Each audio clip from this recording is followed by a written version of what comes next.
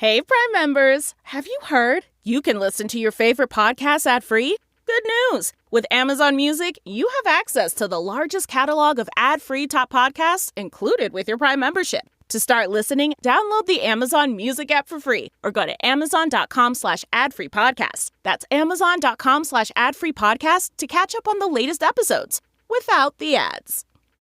Everyone has moments in life they can't just stop thinking about. They can be embarrassing things, like that one time you face planted in front of a group of teenagers, or something amazing like the first time you hosted your family for the holidays. And on Baby, This is Keke Palmer, hosted by me, Keke Palmer, and presented by BMW, we know to savor the good memories and let go of the bad. And one thing everyone remembers fondly is their first time behind the wheel of a BMW. So come join me and BMW this summer as we explore pop culture moments and topics you just can't stop thinking about on Baby, This is Keke Palmer, sponsored by BMW, the ultimate driving machine. When we can do a bunch of technology kind of in the background, and then what you see is something really simple and elegant. And obviously we always have more we can do there, but that's what gets me excited. Welcome to Barriers to Entry, a design innovation podcast on the Surround Podcast Network. This is the show where we obsess over the not too distant future of the architecture, design, and creative industries and the ideas, tools, technologies, and talent that will take us there. I'm Bobby Bonet, Chief Growth Officer at SANDOW Design Group. And as always, I'm joined by Digby co-founder Andrew Lane. And today, Andrew, we're in the NeoCon Podcast Studio, presented by SnapCab and brought to you by the Surround Podcast Network. I love it. And what a lovely presentation it is. It's great to be back in the podcast studio. I'm excited because while the people listening to this will have no concept of this, this is the very early morning of the first day of NeoCon. There's literally dozens of people who are surrounding the booth, staring into the fishbowl at us right now, excited to hopefully get a badge to attend the show in the next hour because it's early morning at NeoCon, and that's what people do. I also want to point out, literally dozens doesn't sound like a lot, but when you imagine a hall of people like waiting just to put on an orange lanyard, it is a lot of people. And also when you're in a small glass cab booth and all you can see is those people. And the temperature's rising. Well, hopefully not too much, but that's exciting actually because we have two guests to help rise the temperature in the booth today. I think we've only had two guests once before when we had the Cool Hunting guys. Yes, we had Josh and Evan on in season 1. This is season 2. And this is season 2. It's we don't know what's going to happen because it's season 2. It's a whole new world out here. That's right. But we're super excited today because in the NeoCon Podcast Studio, we're welcoming this dynamic duo. We have Ming, who's the Senior Marketing Manager at HBF and HBF Textiles, and Cosmo Kramer, who's the CEO of the A&D-focused tech startup Bitreel. Together, they are bringing to life a new kind of digital go-to-market strategy for HBF's new Firma table. So they're here at NeoCon collecting feedback on the new tool, and they made some time to stop by us in the pod, rise the temperature in here with us, and have a great conversation. Welcome to the pod, Annie and Cosmo. Thank you. Thank you. Thanks for having us. Yeah, super excited to have you guys here. So let's just start with the Firma. It's a brand new introduction from HBF. It again happens to be upstairs on display. For anyone who's listening outside the pod, they can run up there and check it out right now. But Annie, can you tell us about what HBF is up to this year at NeoCon and Chicago Design Week? Tell us a little bit about the Firma. Yes, we are actually previewing QB, the new collection by Barbara Barry. Barbara Barry needs no introduction. She is an American design icon.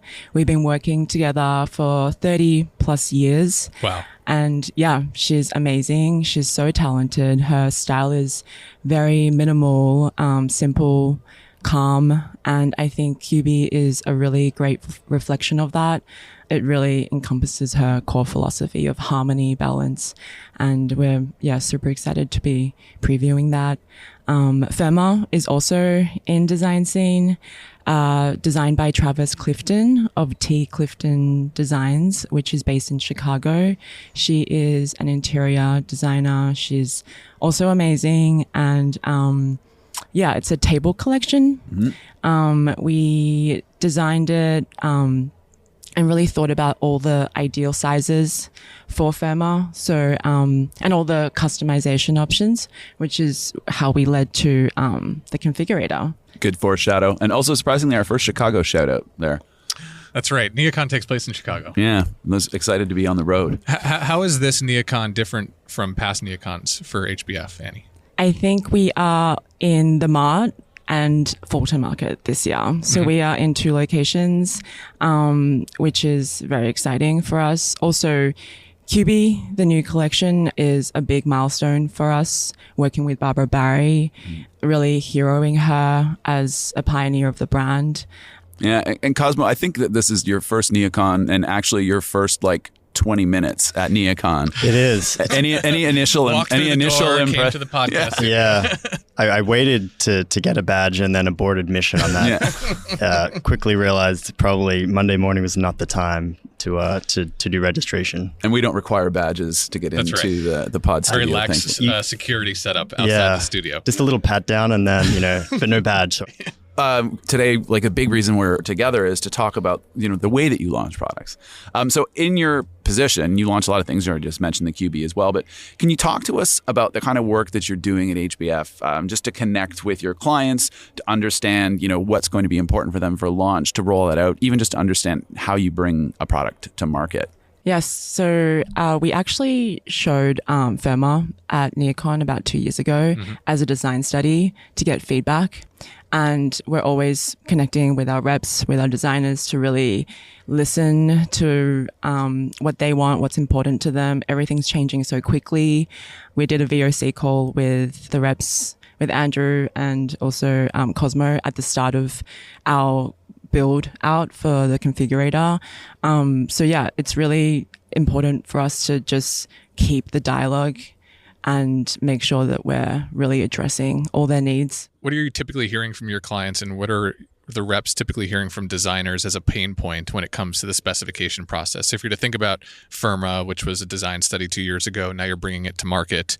We're going to get into the nitty-gritty of the configurator in a few minutes, but before getting connected with Cosmo and with Bitreel, and I understand Andrew is the matchmaker here, what were some of those pain points that you're like, hey, if we could make this, whether it's 10% better or 50% better for our clients in our marketing seat and for the designers as the end users, let's call them, what were some of those pain points you were trying to address?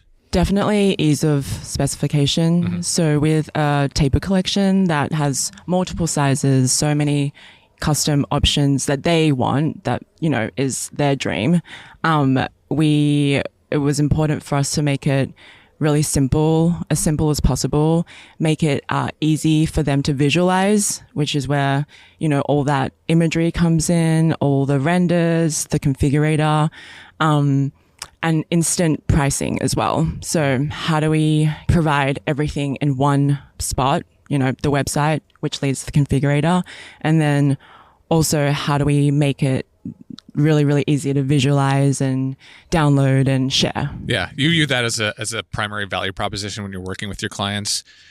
We hear that if you're to think about a designer, aesthetic and time to, or how quickly you can get your hands on something, are two of the most important things when it comes to specifying a product.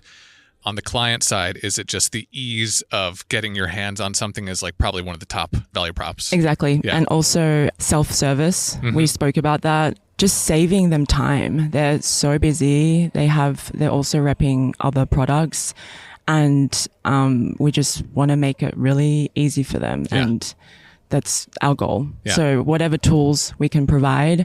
And I think when we presented this during the kind of early stages of building it, they were thrilled. They were like, we don't see many table configurators out there. And it just made it really easy for them to visualize for their projects. Yeah. So Andrew introduced me to Cosmo probably a year ago or so. Yeah. And Cosmo's been sitting here patiently for the last couple of minutes. So Cosmo, can you tell us a little bit about Bitreel, where you came from, and maybe some of the companies that you've been working with in the design world, and as part of that, some of the solutions you've been looking to engineer for your partners? Sure. Yeah. Glad to be here and glad to be chatting. Very excited to be working with HBF and look forward to getting more into that. Bitreel, we founded the company about 4 years ago now. It was me and 2 other people. I'm more of the kind of business side. They're more deeply technical, so background in rendering, software, things like that.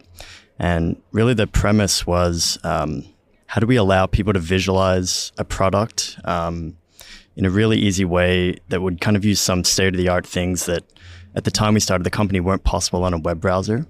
And that was kind of the initial insight we had, is we thought that it was kind of a bet we would place that it wasn't possible at the time we started the company, especially on certain devices like cell phones, smartphones.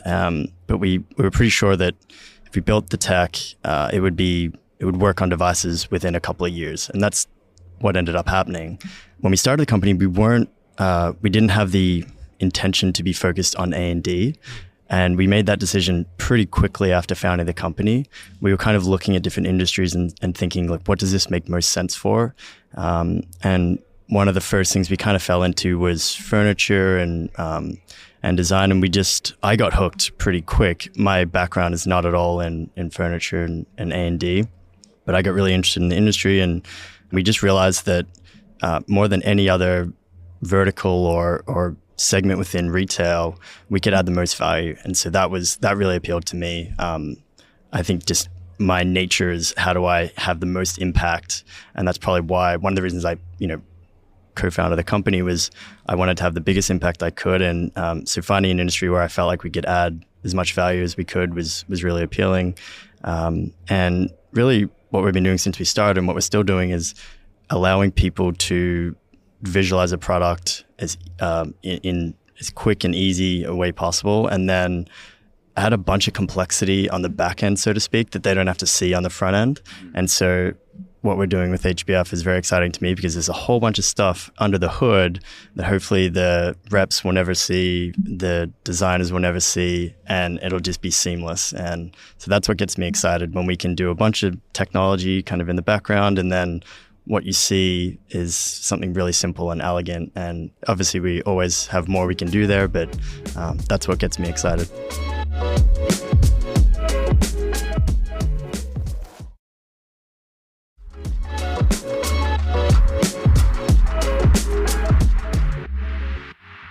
I think we spend a good amount of time talking about like the hybrid workplace on the show.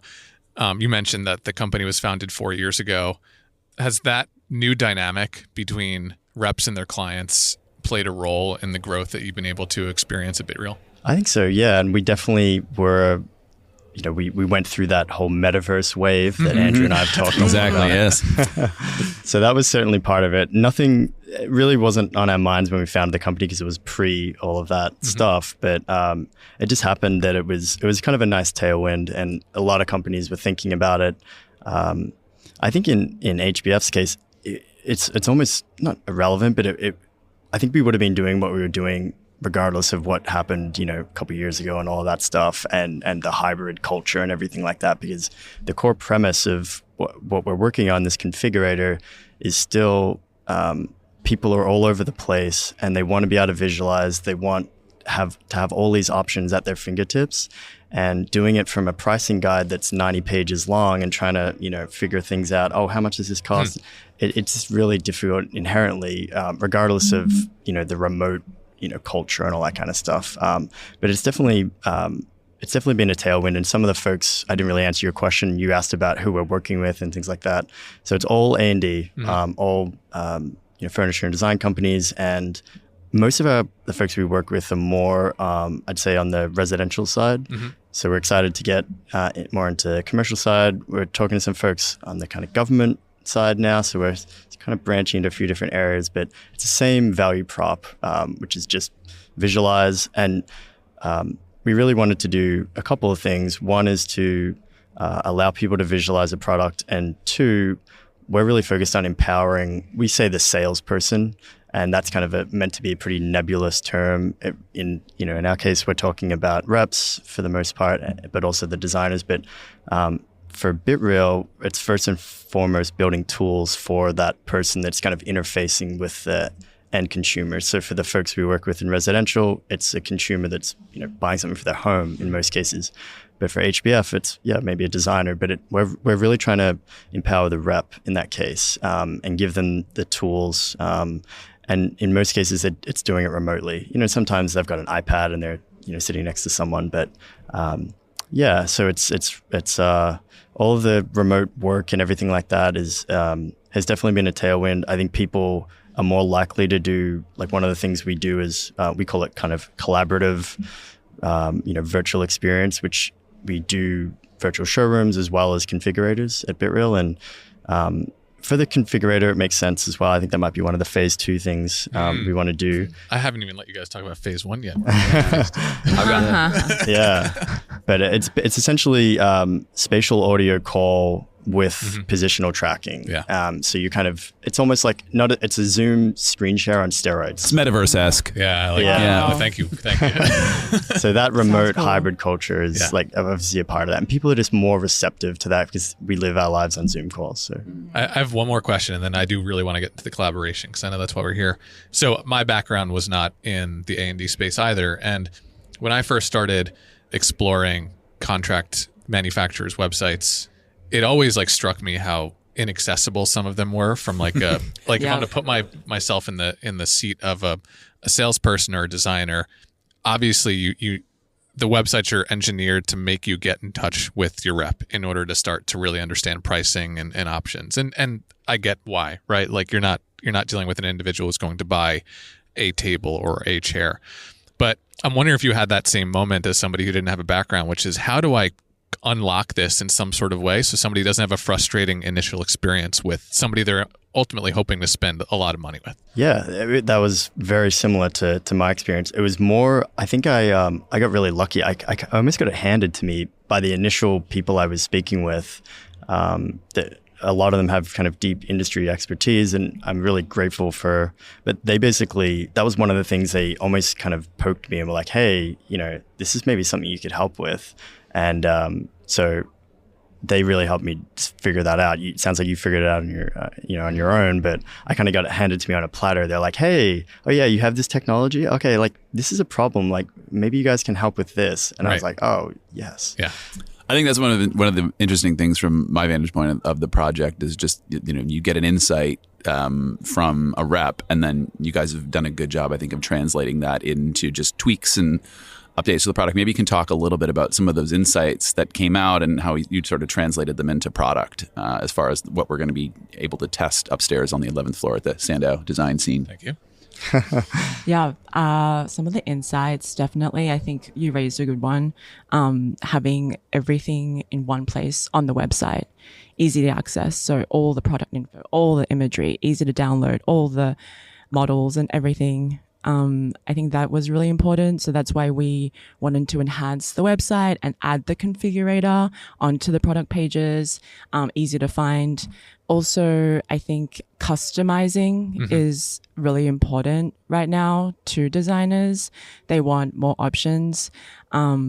Workplace is obviously changing. Spaces are changing so rapidly, and they want, various sizes for all the different spaces, all the potential spaces, flexible space. They want product that's versatile, and we want to give them all those options. And I think also with Firma, we launched a new finish library, which is on the configurator. Thank you for working really hard to perfect those finishes that are so difficult to represent on screen. Yeah. So yeah, those were that was the feedback that we got from reps. We want more options. We want luxury. We want glamour in our spaces as well as sometimes not. We want a side table that's just simple and can complement the rest of the space. So giving them all the options, and then also making it really easy to visualize and specify as well, I think was our goal. We hear that quite a bit. I mean, Material Bank is a family member of SANDOW Design Group. Like the idea of interacting with a finish, for example, or a texture in a remote environment. So you mentioned that, Annie, with respect to the configurator. What are some of the other challenging aspects of a project or a collaboration like this, where you're building a configurator together? This was a new relationship between HBF and Bitreel. So as you're working to get to launch with Firma, as you're working to get to launch with the configurator, what were some of those hurdles you overcame, and how did teamwork allow you to kind of get to the point you're at now?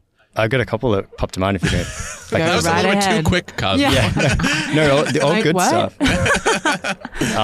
Go right ahead. Yeah.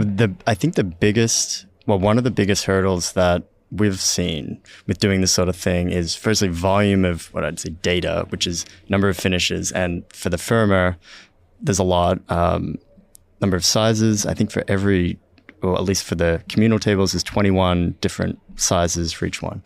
And the modeling requirements, that's typically the way we start. Just if I selfishly am thinking about Bitreel here, there's really kind of two things we do. We build the material library, and HBF are amazing. I mean, the folks on Annie's team, Joey had all of the resources, and he worked with our team to go through. They literally did calls where they were going through each finish and tweaking the textures, and it was, I mean, it's above my pay scale. I don't really know exactly what they're doing, but it looked amazing, adjusting to different lighting and things like that. And that's one of the things I'm excited about, because I think we're pushing the state of the art with some of the things we're doing, especially when HBF are, they're very particular about how things will look. And it's helpful to us. It pushes us forward because the technology has to get better. And then it looks better to the reps and the designers and the configurator.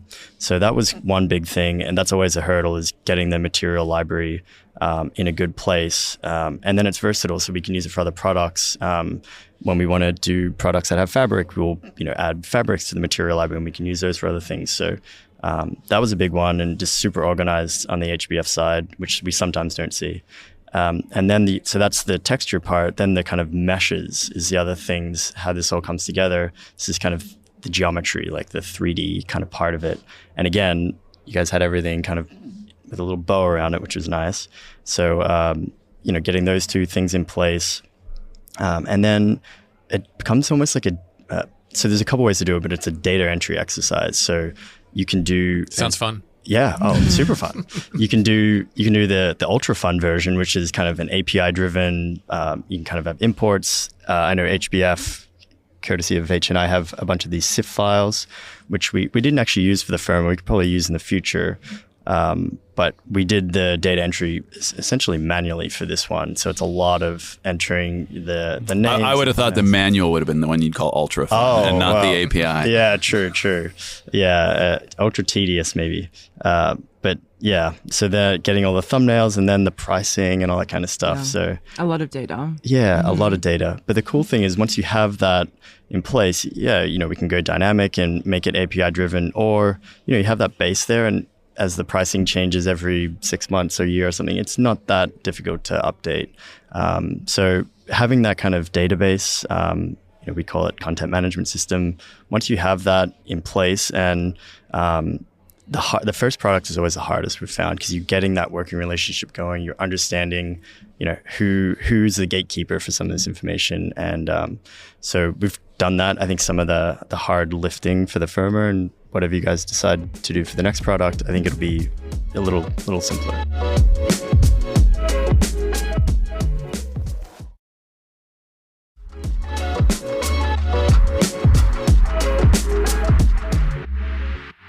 Annie, you talked about the idea of self-service earlier on, and I think that this data is a great backdrop and foundation to allow for that. Maybe you can talk a little bit about some of the things that you've also collaborated on that allow for that self-service to be more fluid, so that the reps can have confidence that when they, configure something, that it's going to be priced accurately, that the finishes are going to be available on that particular size and model, and all of those sorts of pieces. Like, what was that part of the collaboration like?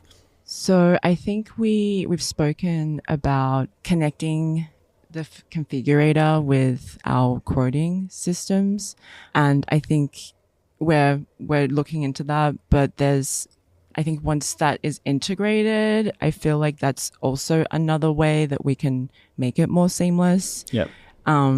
Having pricing listed with every custom option that's then downloadable into a quote. Right. And they can share that with their team. They can share that with their clients without speaking to anyone from HBF, really. I think that conversation was an interesting one, and we definitely want to explore that. Also thinking about training the reps at the start, proper training, making sure that they use the tool and they love change, tool. Right? Reps love change. They love change. I mean, this is going to help them. Right. So it's good change.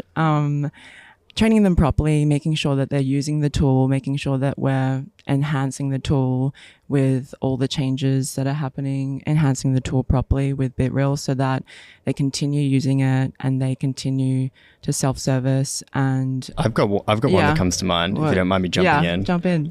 Because this is another shout out for Joey, but you talked about data and the self-service capability. One thing that we've had a lot of people, I guess, be concerned about or come to us and say, hey, is this possible?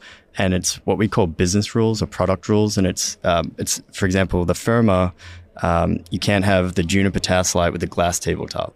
This is an example. And so on the self-service side, when a rep is using this, showing to a designer, I think they want to be confident that they can't pick something, a customized option that can actually be physically produced. And so that's all built into the configurator. And that's, again, on the data side. So when Joey was setting a lot of this up, he was setting up these product rules. We call them associations. So you can't have this with this, or if you click this, you have to have this. And it tells the user on the front end. So in the configurator, a little pop-up will say, you select this, you're going to select this as a result, essentially. Not exactly that. That's a good one. Yeah. The rules are all built in there. Yep. And then the cool thing is you can export basically a list of all the available SKUs, and it takes those business product rules into account. So now we can get, it's essentially a CIF file, and we can talk about, I didn't know what that was until. Yeah, maybe you can talk to, so we can put this in the show notes. Like, what's a CIF file, Cosmo? Shout out to Abdur from HNI. Yes. He actually taught me what a CIF file was. Nice. So it's a data file that there's a lot of data in there. I think the Firma CIF files were, I think, something like 120,000 rows of data. So it was just a lot of data. And it basically breaks down every potential combination for each Firma table with all the pricing, all the bells and whistles. And every row is kind of, hey, yes, you can have this, you can't have this. And it goes through, you can imagine, there's a bunch of finishes for every little part. And so it's just breaking those down and having them as individual line items. And so we can now export these CIF files with the product rules. That's the important thing, because it's almost useless. If you get a CIF file that's just every option, that's great. But again, it's not realistic because the reps don't want to see every option. They want to see every option that's actually practical. And so that's what we can now export with the benefit of these product rules. So anyway, CIF file. I'm blanking on what it actually stands for, SIF, but yeah, maybe we can look that up. Producer Rob. Yeah. You want to jump in on this one? Some fancy data thing.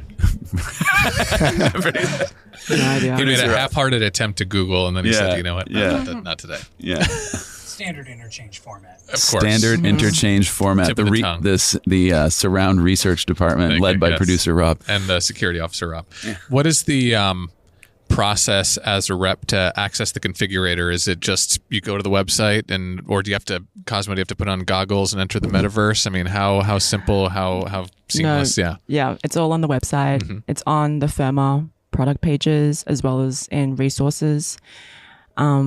We'll be launching with a campaign, so we'll share on social with little screen grab videos on how to use the configurator. We'll do e-blasts to link to the configurator. We're really going to make sure that the reps are aware of it, the designers are aware of it, and they can use it and play with Firma. Yeah, and this sets the framework for ways in which you can launch products in the future. Now you've got the working relationship built, you have the design work done, okay, we're going to need CIF files, we're going to need to loop these folks into the project, and you're off and running effectively. Exactly. Mm-hmm. Yeah.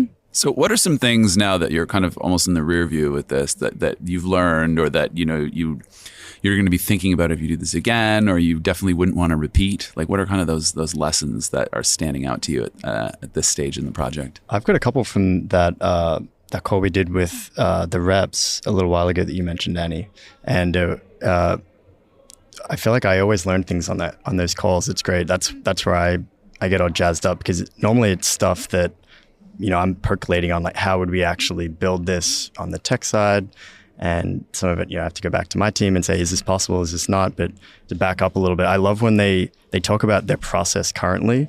And then it's almost like you can tell they're going through like a wish list of what would make my life better. And so they were saying things like, the way we do when you're on the configurator on the HBF site, you go to the product page, get into the configurator. If you want to send yourself an email, download a PDF with all the information about what you've configured, there's a few kind of input boxes. And one was, I think we had location or something. It was pretty generic. And they're like, oh, we really want it to be city and state because that'll help us determine, where this potential lead gets routed and things like that based on where the designers are, little things like that. I think there was another one they asked about downloading a Revit file, which I think Andrew and I had talked about, and little things like that, which some of them are really not big lifts, but it'll really help the process. It'll help the rep. And so that's stuff that I love hearing. And I guess selfishly, it's good because now, we don't kind of built this into the product, the kind of the Bitreel configurator. And so when we do the next HBF product, I feel like we're already kind of raised the game a little bit. And so we don't have to, these basic things we'll take care of. And then we get on to some of the more maybe advanced things, which I keep saying is phase 2, which is like COM stuff. If we want to, get into more of the customization, we can do that, which is maybe a bigger lift. But yeah, that was some of the feedback we'd heard that we're kind of folding into the configurator process.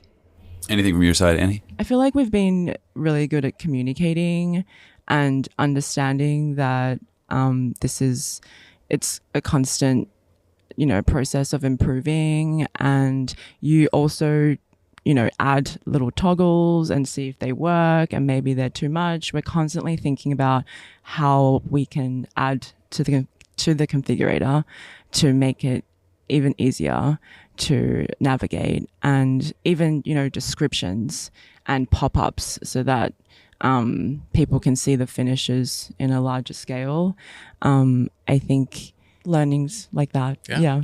It's time, Bobby. All right. We always like to turn the mic over to our guests to plug what they're up to. So Annie, let's start with you. What's HBF got going on? I know you mentioned a couple of launches this year at NeoCon. So tell us more either about what's happening at NeoCon or what you've got coming up down the road at HBF. So we are previewing QB upstairs in design scene. So we actually won the HIP Award for QB. Congratulations. Yesterday. Yeah, we're really happy about HIP that. Awards presented by SANDOW. Thank you. And we are launching QB officially late summer. So really excited that we won an award. And also Mary Jo Miller, who is VP of our HBF Textiles, she won the Lifetime of Hipness Award as well. Wow. Very exciting, yeah. Yeah. And Memorable also won Metropolis Likes. So we have a few lot awards. Of hardware. Yeah. That's great. You're going to need to build another shelf in the I office. know. Yes, exactly.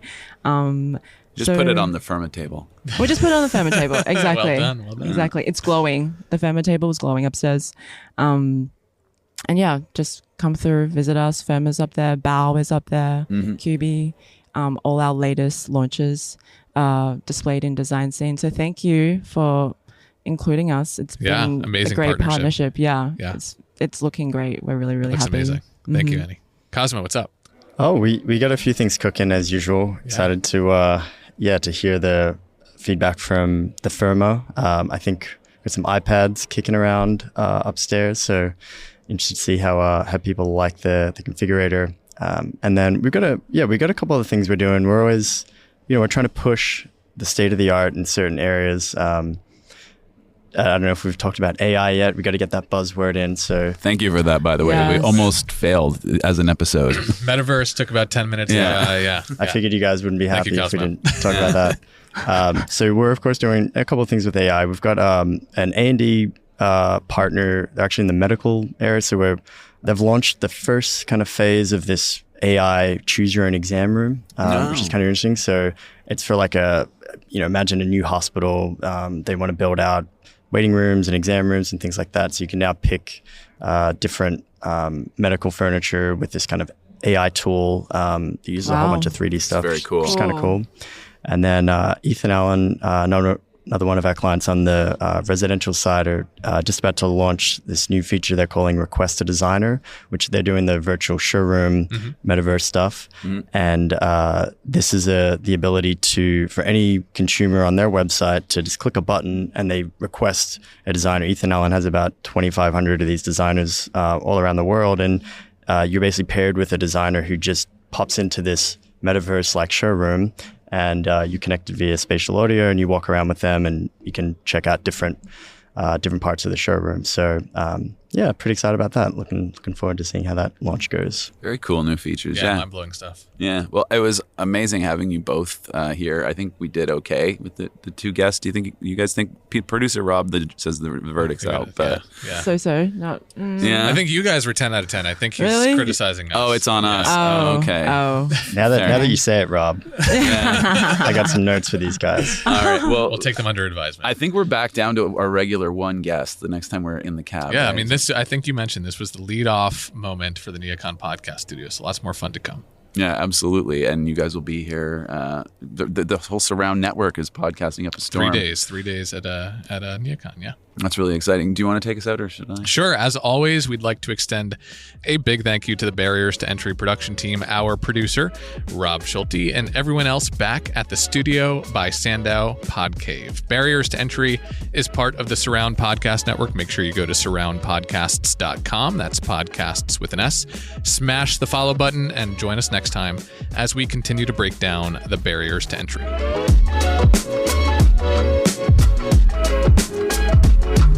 That's our first metaverse mention of the episode. There you go. I'm surprised it took us this long. Yeah.